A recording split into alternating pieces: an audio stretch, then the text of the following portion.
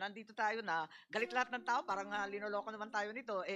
Kayo nagpakaltas, ipapabalik muli. Ano ba, sa loob ng 2 buwan, ipapakaltas ba ulit? Gusto ko malaman, real talk konti ilan ba talaga at alin ba yung mga project na dumaan na sa early procurement sa panahong ito? Ilan ba talaga? Meron ba na mga projects na pinag-uusapan na talaga naman haharapin natin 3/4 worth of delay?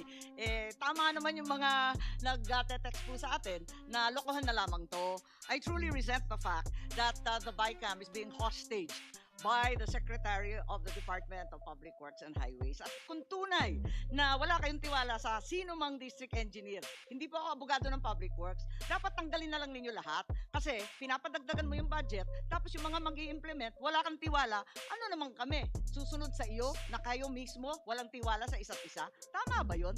Yun lang po. Salamat po, if I may just respond to that. Po, ma'am, unang-una po, hindi po pwedeng huminto ang trabaho sa DPWH. Napaka-importante po ng ginagawa ng DPWH. Habang ginilinis natin ayon sa utos ng Pangulo, ang departamento, hindi po pwedeng huminto. Nakita na po natin ang epekto sa ekonomiya nitong nakaraang 3rd and 4th quarter. So we are doing the best we can given the current situation, Mr. Chairman, Madam Senator.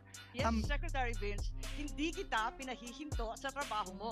Pinamamadalingan namin. Ikaw ang humihinto sa trabaho namin dito sa BICAM at papalit-palit ka ng sinasabi. Yun ang problema. Senator Pia?